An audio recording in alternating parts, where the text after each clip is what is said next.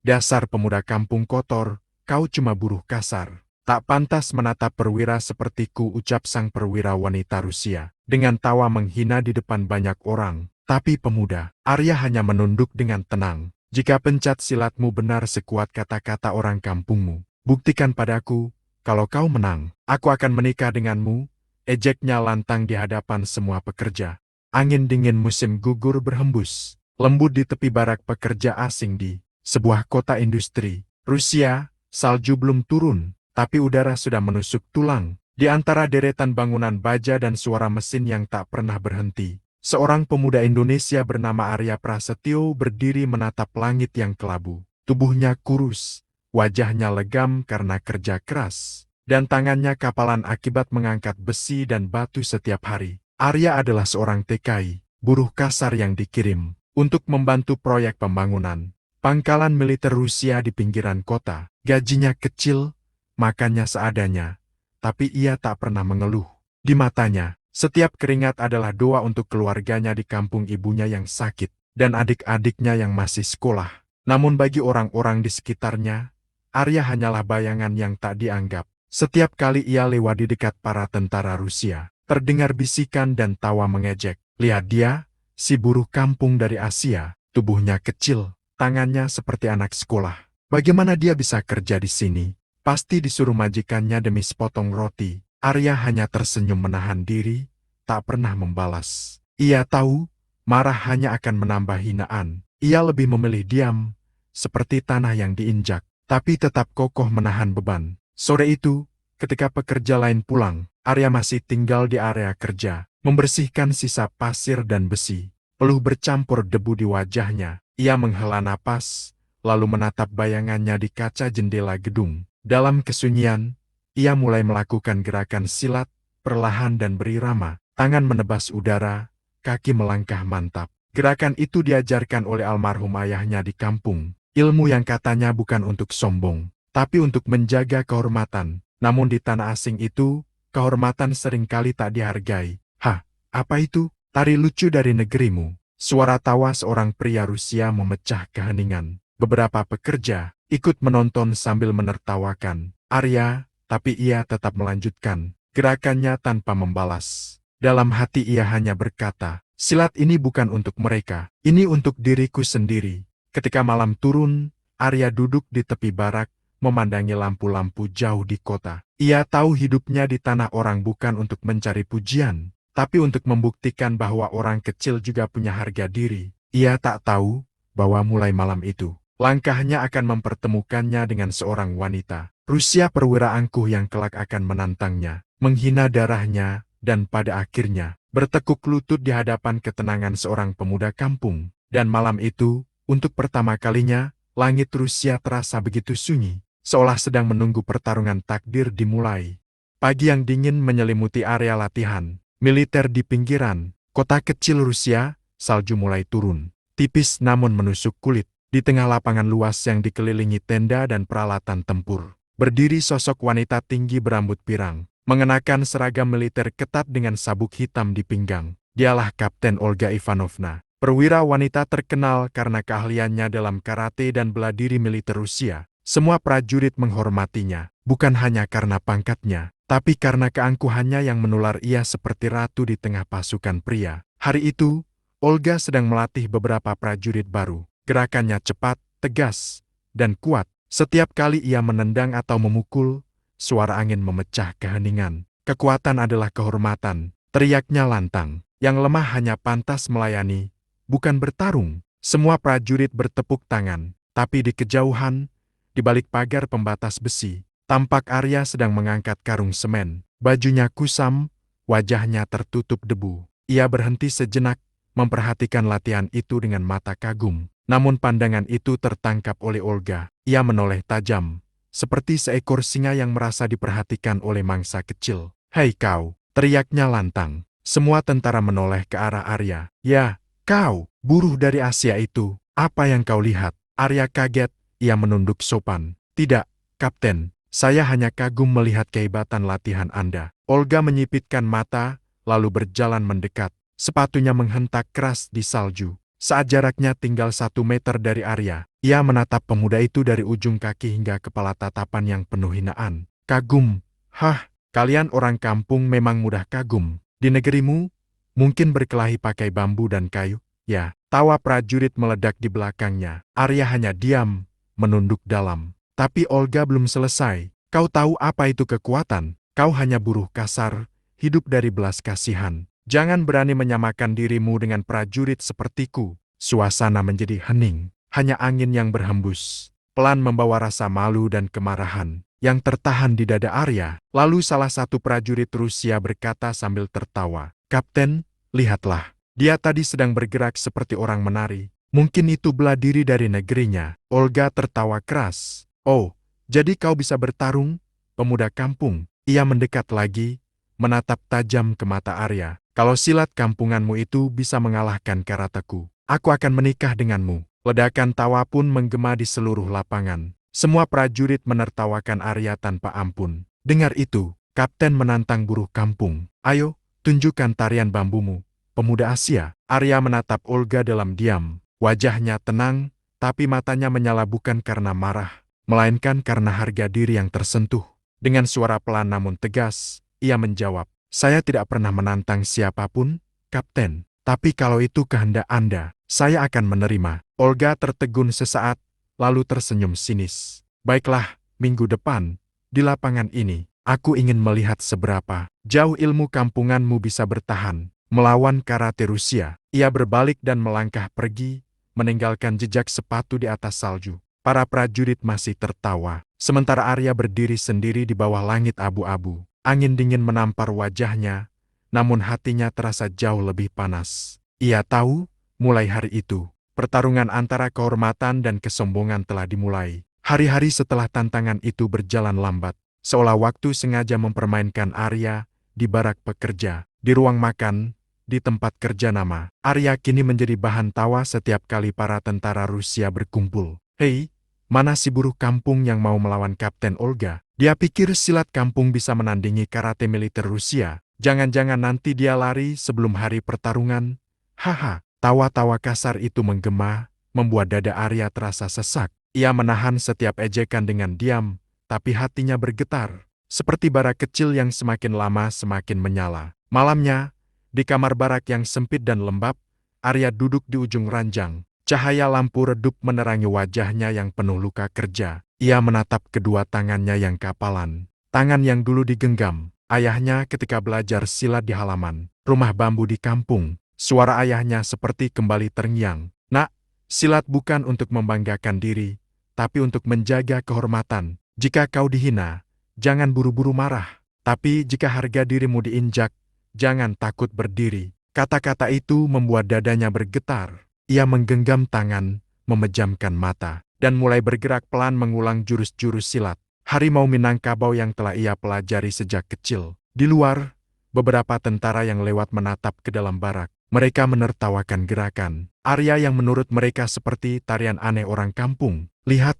dia benar-benar latihan serius. Dasar konyol. Kasihan, dia pikir silatnya bisa membuat Kapten Olga jatuh cinta. Nanti di lapangan, dia akan dipermalukan di depan semua orang." Tawa mereka menggema hingga larut malam. Namun Arya tak berhenti. Keringat menetes ke lantai, matanya menatap lurus. Setiap gerakan bukan hanya latihan, itu adalah doa. Permohonan kepada Tuhan agar kekuatannya bukan datang dari dendam, tapi dari keyakinan dan kehormatan. Keesokan harinya, Olga melihat Arya dari kejauhan sedang berlatih di gudang tua. Ia menatap dengan senyum sinis, lalu berjalan menghampiri sambil bersilang tangan di dada. "Kau benar-benar berlatih. Untuk apa? Tidak takut malu nanti di depan semua orang?" Arya berhenti, menunduk hormat. "Saya hanya ingin melakukan yang terbaik, Kapten. Bukan untuk menang, tapi untuk menjaga janji." Olga tertawa kecil, lalu mendekat hingga hanya berjarak 1 langkah. "Janji? Hah, buruh kampung sepertimu tak punya hak untuk menantangku. Aku sudah menyesal membuat taruhan bodoh itu." Ia melangkah menjauh, tapi sebelum pergi, ia menambahkan dengan nada dingin, "Pastikan saja kau bisa berdiri setelah aku menendangmu nanti." Setelah Olga pergi, Arya berdiri lama, menatap jejak kakinya di tanah basah. Hatinya bergetar. Bukan karena takut, tapi karena rasa hina yang berubah menjadi kekuatan. Malam berikutnya, ia kembali berlatih, sendirian di bawah salju yang mulai turun. Nafasnya membentuk uap putih, tubuhnya gemetar karena dingin, tapi langkahnya mantap. Aku tidak melawan untuk cinta, gumamnya pelan. Aku melawan untuk harga diriku, untuk nama Indonesia. Di kejauhan, lampu lapangan militer menyala redup, dan di balik jendela asrama perwira, Olga memperhatikan dari balik tirai. Ia menatap pemuda itu lama. Bibirnya menipis entah karena geli, atau karena diam-diam ada sesuatu dalam diri Arya yang mulai membuatnya tidak tenang. Pertarungan belum dimulai, tapi perang harga diri sudah terasa di udara Rusia yang beku. Malam demi malam berlalu, suhu di pangkalan militer itu semakin dingin. Tapi semangat Arya justru semakin panas. Ia berlatih di gudang tua setiap malam, tempat yang tak terpakai, penuh debu dan besi karat. Hanya satu lampu kecil menggantung di atas kepalanya, bergoyang tertiup angin. Setiap jurus silat yang ia lakukan mengalir dengan ketenangan, namun menyimpan tenaga besar. Tangannya menebas udara, kakinya menapak pelan tapi pasti. Nafasnya diatur, hatinya berdoa dalam diam. Bukan untuk sombong, bukan untuk membalas, tapi untuk menjaga kehormatan. Tubuhnya penuh luka, bahunya nyeri, tapi tekadnya tak goyah. Ia tahu, satu-satunya cara untuk membungkam hinaan bukanlah dengan kata-kata, melainkan dengan bukti. Suatu siang, Olga sedang duduk di ruang makan bersama para perwira lain. Suasana penuh canda dan tawa, sampai salah satu prajurit berkata, "Kapten, buru Asia itu masih berlatih setiap malam. Kami melihatnya dari menara." Olga mengangkat alis. "Masih? Hah, dasar bodoh. Dia pikir silat kampung bisa mengalahkan karate militer." Para prajurit tertawa keras. "Mungkin dia ingin membuat kapten jatuh cinta padanya," kata seorang prajurit sambil menahan tawa. Olga menatap tajam ke arah mereka, lalu tersenyum tipis, senyum meremehkan. "Kalau itu tujuannya, kasihan. Aku tidak jatuh cinta pada yang lemah." Namun di balik tawa dan keangkuhannya, ada sesuatu yang mengusik pikirannya. Setiap kali ia menatap jendela di malam hari, ia melihat bayangan Arya bergerak di bawah cahaya lampu kecil. Gerakannya lembut tapi mengalir seperti air, tak terburu-buru, tak berlebihan. Ada ketenangan yang sulit ia fahami. Malam berikutnya, Olga diam-diam berjalan menuju gudang tua itu. Langkahnya pelan, tak ingin ketahuan. Ia berdiri di balik dinding dan memperhatikan Arya berlatih. Nafas Arya berat, tapi gerakannya tetap stabil. Tak ada ragu, tak ada kebencian, hanya keteguhan. Saat latihan selesai, Arya duduk bersila, menunduk, dan berdoa. "Ya Allah, kuatkan hamba, bukan untuk mengalahkan orang lain, tapi agar hamba tak lagi dihina." Kata-kata itu membuat dada Olga bergetar. Ada sesuatu yang asing dalam dirinya, perasaan yang belum pernah ia rasakan. Ia menatap lama pemuda itu, lalu berbalik pergi tanpa suara. Keesokan paginya, Olga kembali menunjukkan sisi sombongnya di hadapan semua orang. Ia memanggil Arya di tengah lapangan kerja. "Hei, pemuda kampung!" Suaranya lantang menggema. Semua pekerja menoleh. "Aku dengar kau berlatih setiap malam. Kau pikir bisa mengalahkanku dengan gaya tarianmu itu?" Arya berhenti bekerja, menatap Olga dengan tenang. "Saya hanya menepati janji, Kapten." Olga tersenyum sinis, lalu menatap para prajuritnya. "Lihatlah, guru ini berpikir dirinya pendekar. Kalau begitu, nanti aku akan pastikan dia tak bisa berdiri lagi setelah satu tendangan." Tawa besar pun pecah di lapangan. Namun Arya hanya menunduk dan kembali bekerja tanpa sepatah kata pun. Tapi dalam hatinya, api kecil itu menyala lebih besar. Malamnya, ia berdiri di bawah hujan salju.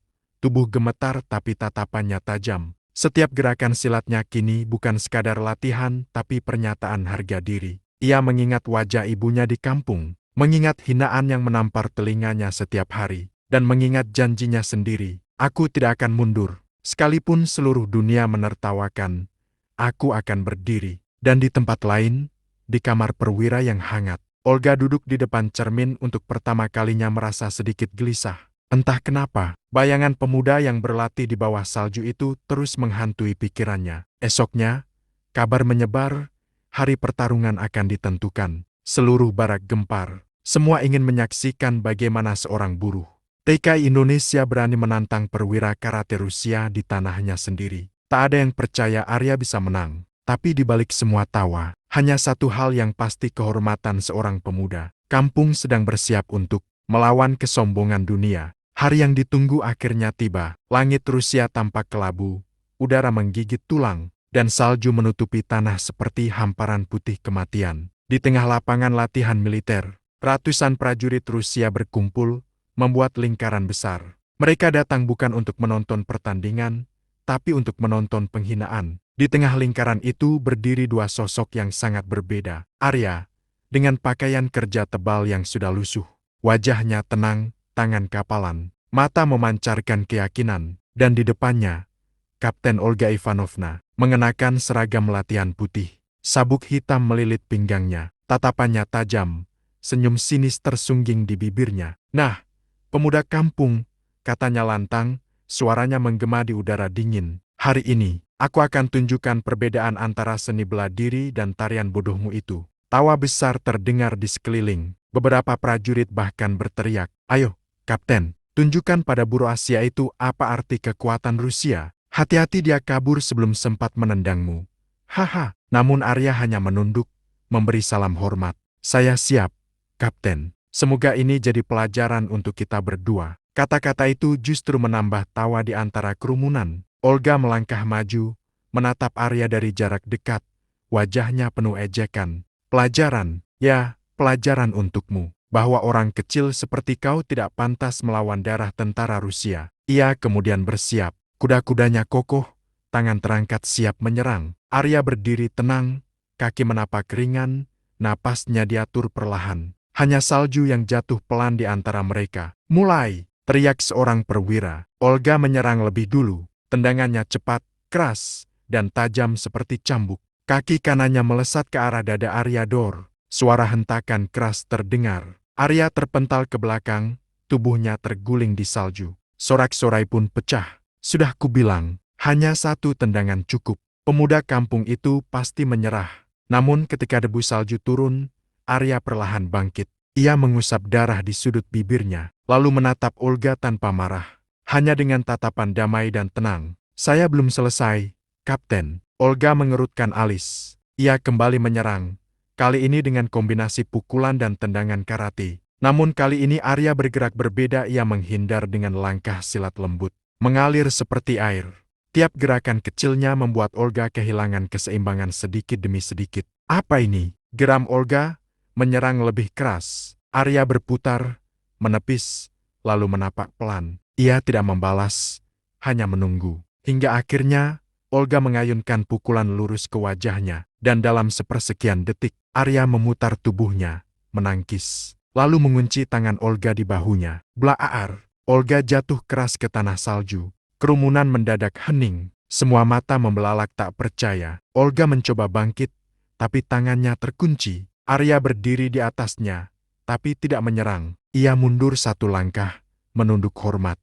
"Pertarungan belum selesai, Kapten. Tapi jika saya teruskan, Anda akan terluka." Nafas Olga memburu. Wajahnya merah, bukan karena sakit, tapi karena malu. Seluruh pasukan yang tadi menertawakan Arif kini terdiam. Olga berdiri dengan gemetar. Matanya menatap Arya seperti ingin menelan harga dirinya sendiri. "Tidak mungkin," bisiknya pelan. "Aku kalah." Arya menunduk lagi. "Tidak ada yang kalah, Kapten. Kita hanya saling belajar." Namun kata-kata itu justru membuat Olga semakin tak bisa menatap matanya. Ia berbalik dan berjalan pergi cepat, menembus kerumunan tanpa bicara. Sementara Arya berdiri sendirian di tengah lapangan putih. Bukan sebagai buruh kampung lagi, tapi sebagai laki-laki yang telah membungkam kesombongan dengan ketenangan. Malamnya, seluruh barak sunyi. Tak ada lagi tawa, tak ada lagi ejekan. Hanya satu kabar yang beredar dari mulut ke mulut. Kapten Olga dikalahkan oleh buruh Indonesia dengan silat kampungnya. Dan di kamar perwira yang sunyi, Olga menatap tangannya sendiri. Masih terasa sakit, tapi yang lebih perih adalah egonya yang hancur. Bagaimana mungkin, aku, Kapten Olga Ivanovna, kalah dari seorang TKI? Namun di balik kemarahannya, ada sesuatu yang lain tumbuh perlahan: rasa hormat. Udara dingin pagi itu terasa jauh lebih berat dari biasanya. Sejak hari pertarungan, seluruh pangkalan militer seperti berubah suasananya. Para prajurit yang dulu menertawakan Arya kini lebih banyak diam saat ia lewat. Tak ada lagi hinaan, tak ada lagi cemoohan. Tapi di balik keheningan itu, Kapten Olga Ivanovna menyimpan bara yang belum padam. Ia masih tidak terima. Baginya,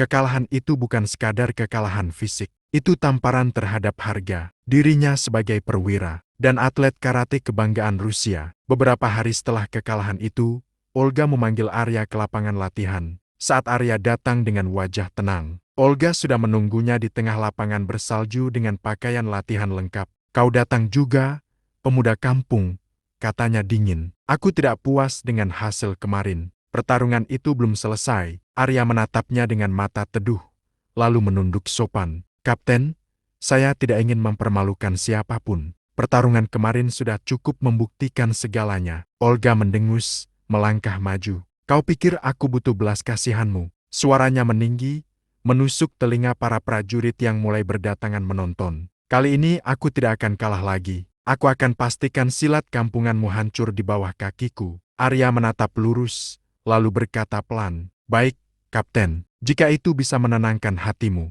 Pertarungan dimulai tanpa banyak bicara. Olga menyerang cepat, tendangannya menghantam keras ke arah bahu Arya Bruk. Tubuh Arya terhuyung, tapi ia tidak jatuh.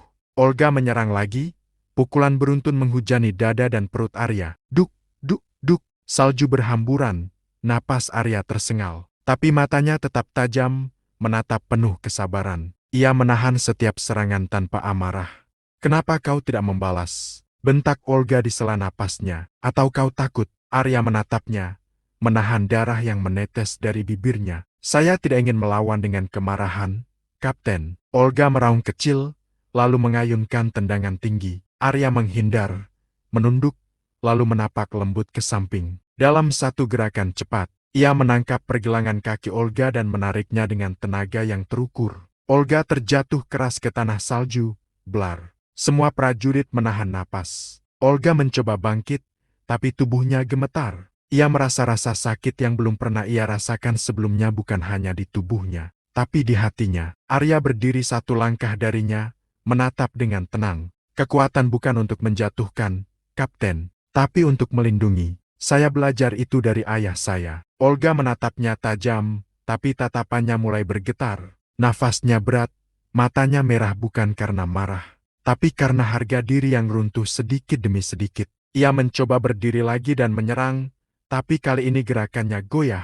Arya menepis pelan, menahan pukulannya, lalu mengunci pergelangan tangannya dengan lembut tanpa menyakiti. "Cukup, Kapten," kata Arya pelan. "Saya tidak ingin Anda terluka lagi." Olga terdiam. Untuk pertama kalinya, ia tak bisa bergerak. Tangan kecil milik Arya terasa kuat, namun penuh kendali. Ia sadar, pemuda ini bukan hanya menguasai teknik tapi juga jiwa bela diri sejati. Perlahan, Arya melepaskan kuncian itu dan mundur satu langkah. Menunduk memberi hormat. Olga menatapnya lama, lalu berbisik lirih hampir tak terdengar. "Kenapa kau tidak membenciku?" Arya menatapnya, tersenyum lemah. "Karena silat bukan untuk membenci, Kapten, tapi untuk mengingatkan bahwa semua manusia sama." Kata-kata itu menggema di udara dingin, menembus jantung Olga lebih dalam daripada pukulan apapun. Ia menunduk, menatap tangannya yang gemetar. Rasa sakit yang ia rasakan kini bukan dari tendangan atau jatuh, melainkan dari kesombongan yang hancur. Saat Arya pergi meninggalkan lapangan, Olga hanya berdiri mematung, menatap punggung pemuda kampung itu yang perlahan menjauh. Untuk pertama kalinya dalam hidupnya, ia merasa kalah, namun damai. Dan di tengah salju yang turun perlahan, air matanya jatuh bukan karena sakit, tapi karena menyadari bahwa kekuatan sejati tak pernah datang dari kesombongan, melainkan dari kerendahan hati. Malam itu, langit Rusia tampak muram. Salju turun perlahan, menutupi halaman pangkalan dengan warna putih sunyi. Di salah satu sudut barak latihan, Kapten Olga Ivanovna duduk sendirian. Tangan kirinya masih terasa nyeri akibat pertarungan siang tadi. Tapi rasa sakit itu bukanlah yang paling menyiksanya. Yang paling menghantui adalah tatapan tenang pemuda Indonesia yang tak pernah marah. Meski dihina dan diserang berkali-kali, tatapan itu lembut, tapi dalam, seperti menyimpan rahasia kekuatan yang tak bisa dijelaskan oleh logika militer. Di kejauhan, Olga mendengar suara langkah kaki. Saat ia menoleh, Tampak Arya berjalan perlahan membawa termos kecil dan 2 cangkir. Saya buatkan teh hangat, Kapten, ucapnya sopan, untuk menghangatkan malam. Olga tertegun. Ia menatap wajah pemuda itu lama, tak percaya bahwa orang yang baru saja mengalahkannya masih bisa begitu tenang dan sopan. Kau datang ke sini untuk apa? Tanyanya kaku. Tak cukupkah kau mempermalukanku di depan semua orang? Arya meletakkan cangkir di meja kecil, lalu duduk di kursi seberang. Saya tidak bermaksud mempermalukan siapapun, Kapten. Saya hanya berusaha bertahan. Olga menatap teh di tangannya. Uap hangat naik pelan. Bertahan? Ya. Tapi caramu bertarung berbeda, bukan seperti seni bela diri yang ku kenal. Arya tersenyum lembut, karena silat bukan hanya soal menyerang atau menangkis, tapi tentang menyatu dengan jiwa sendiri. Olga mengernyit, lalu bertanya, menyatu dengan jiwa sendiri. Jelaskan. Arya menatap keluar jendela, menatap salju yang terus turun. Silat itu seperti air, Kapten. Ia tidak melawan keras dengan keras. Ia mengalir, menyesuaikan, tapi mampu menghancurkan batu dengan waktu. Guru saya dulu berkata, musuh terbesar dalam silat bukan orang lain, tapi diri sendiri. Ego, amarah, dan kesombongan itulah yang harus kita kalahkan terlebih dahulu. Olga terdiam. Kata-kata itu menembus dalam, seolah menyentuh luka batin yang selama ini ia tutupi dengan gelar dan kebanggaan. Jadi, selama ini aku bertarung dengan kesombongan, katanya pelan. Arya menatapnya, tak menjawab, hanya menunduk hormat. Jawaban diam itu lebih kuat dari 1000 kata. Beberapa hari kemudian, Arya sedang berlatih silat sendirian di halaman belakang barak. Gerakannya perlahan, penuh irama seperti tarian yang menyatu dengan angin. Tubuhnya bergerak lembut, kaki berpijak mantap, tangan berputar seirama dengan napas. Olga berdiri diam di jauh, memperhatikan. Untuk pertama kalinya, ia melihat keindahan dalam kekuatan. Tidak ada kekerasan, tidak ada kemarahan. Hanya kedamaian dalam setiap gerak. Indah sekali, gumamnya tanpa sadar. Arya berhenti, menoleh dan tersenyum. Silakan mendekat, Kapten. Kalau Anda mau, saya bisa mengajarkan beberapa gerakan dasar. Olga sempat ragu, tapi entah kenapa, langkah kakinya bergerak mendekat. Ia berdiri di hadapan Arya, lalu menirukan gerakannya. Awalnya canggung, tapi perlahan ia mulai mengikuti irama napas yang dituntun Arya. Lembut saja, Kapten, ucap Arya. Jangan melawan angin, rasakan arah alirannya. Olga menutup mata, mencoba merasakan gerakan itu. Untuk sesaat, ia lupa bahwa dirinya adalah seorang perwira keras kepala. Ia hanya seorang wanita yang sedang belajar, menemukan ketenangan dari seorang pemuda kampung. Ketika ia membuka mata, pandangannya bertemu dengan mata Arya, ada kehangatan di sana, dan sesuatu yang sulit dijelaskan. Senyap, hanya suara angin dan detak jantung mereka yang terasa. Sekarang aku mengerti, bisik Olga lirih. Kekuatanmu bukan di tanganmu, tapi di hatimu. Arya hanya tersenyum. Saya hanya berusaha menjaga hati agar tidak dikuasai amarah, Kapten. Karena saat hati tenang, tubuh tahu apa yang harus dilakukan. Malam itu, setelah latihan singkat itu selesai, Olga kembali ke kamarnya dengan pikiran yang tak tenang. Ia menatap cermin dan melihat bukan lagi sosok perwira sombong, tapi seorang wanita yang sedang belajar tentang kerendahan hati. Pemuda kampung, bisiknya pelan sambil tersenyum kecil. Ternyata kau jauh lebih kuat dari siapapun yang pernah kutemui. Dan malam itu, untuk pertama kalinya dalam hidupnya, Kapten Olga Ivanovna berdoa dalam diam bukan untuk kemenangan, tapi untuk pengampunan dan rasa hormat pada seorang pemuda sederhana yang mengajarkannya arti kekuatan sejati. Salju turun lebat malam itu, menutupi seluruh halaman pangkalan. Militer Rusia dengan putih pekat yang berkilau di bawah cahaya lampu. Angin dingin menusuk kulit, membuat siapapun enggan keluar dari barak. Namun Kapten Olga Ivanovna berdiri di luar, mengenakan mantel tebal dan syal hitam. Matanya menatap lurus ke arah barak kecil tempat Arya, pemuda TKI Indonesia itu tinggal. Ia menggenggam sesuatu di tangannya, secangkir teh hangat dan selembar kain kecil. Bekas luka yang telah ia jahitkan sendiri untuknya. Di dadanya, ada beban yang tidak bisa ia sembunyikan lagi, rasa bersalah. Selama berminggu-minggu, Olga terus memikirkan kata-kata Arya, tentang silat yang lembut seperti air, tentang kekuatan sejati yang lahir dari hati yang tenang. Kata-kata itu terus terngiang, terutama setiap kali ia melihat dirinya di cermin bukan sebagai seorang perwira, tetapi sebagai manusia yang pernah merendahkan orang lain tanpa alasan. Akhirnya, Malam itu ia tak tahan lagi. Ia harus menemuinya, harus mengucapkan sesuatu yang tak pernah ia katakan seumur hidupnya. Maaf, Arya sedang duduk di lantai baraknya yang sederhana, membaca kitab kecil pemberian ibunya dari Indonesia. Ketika pintu diketuk, ia mendongak. Masuklah, katanya lembut.